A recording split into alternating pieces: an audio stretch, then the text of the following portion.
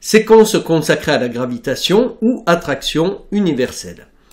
Alors c'est Isaac Newton qui a découvert la gravitation et l'histoire retiendrait que ce soit une pomme donc qui lui tombe sur la tête qui a permis à cet Anglais de découvrir le phénomène de gravitation. Alors ceci tient sûrement plus de la légende, mais il n'en demeure pas moins que c'est Isaac Newton qui a donné le premier, donc la formulation de la loi de gravitation. Alors que dit cette loi de gravitation? C'est une loi universelle selon laquelle deux corps en présence s'attirent mutuellement.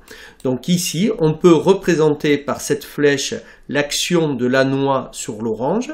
Donc la noix va attirer l'orange vers elle, mais réciproquement, l'orange va attirer la noix vers elle, ce que l'on représente par cette force. Newton a permis, donc grâce à sa loi, de calculer l'intensité de ces forces qui sont égales, comme étant égales à G fois MO fois Mn sur D carré. Alors, dans cette formule, D représente la distance qui sépare la noix de l'orange, ici leur centre. MO et Mn sont les masses respectives de l'orange et de la noix, et grand G est une constante, la constante universelle de gravitation. Alors, lors de l'application de cette formule, il faudra faire attention aux unités. Pour obtenir ici l'intensité des forces en newton, il faudra obligatoirement donner les masses MO et Mn en kilogrammes, alors que la distance sera en mètres. G sera toujours donné et la valeur de G est égale à 6,67 10 puissance moins 11 dans le système international d'unités. Voyons maintenant un exemple concret d'utilisation de cette formule dans le cas suivant où la Terre attire un satellite. Donc on donne l'expression de la loi de gravitation.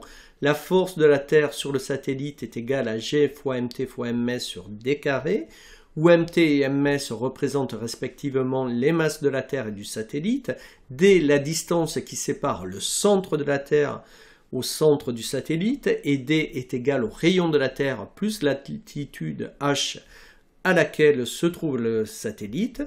On remplace ensuite chaque terme par sa valeur, en prenant soin des unités, c'est-à-dire ici on a bien les masses en kilogrammes et les distances en mètres. C'est la raison pour laquelle on multiplie ici H et RT par 10 puissance 3 de façon à convertir les kilomètres en mètres. Nous effectuons le calcul et avec trois chiffres significatifs, nous trouvons que la force exercée par la Terre sur le satellite vaut 7,29 fois 10 puissance 3 newtons. On peut par la suite représenter cette force par un vecteur ici, grâce à une échelle. Dans cette simulation, donc, on voit la force créée par la Terre sur le satellite et on voit que dans tous les cas, cette force est dirigée vers le centre de la Terre. Mais la loi de gravitation est une loi d'interaction, c'est-à-dire que si la Terre attire le satellite, il faut savoir que le satellite attire la Terre également avec une force d'intensité rigoureusement identique. Voyons ce qui se passe maintenant au niveau du sol. Eh bien, au niveau du sol, on peut calculer de façon beaucoup plus simple l'interaction gravitationnelle créée par la Terre sur un corps. C'est ce que l'on appelle le poids. Et ce poids en newton donc, peut être calculé grâce à la formule P est égal à M fois G, où M est la masse du corps en kilogrammes et G l'intensité de la pesanteur au niveau du sol, à l'endroit où se situe l'expérience, et en général G vaut aux environs de 9,8. Exemple, voici une voiture de masse 300 kg, eh bien son poids va être égal à M fois G, 300 fois 9,8, c'est-à-dire 2,9 fois 10 puissance 3 newtons.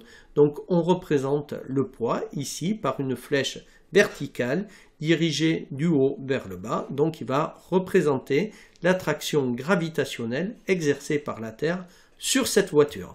De même, on peut calculer le poids d'un ballon de rugby.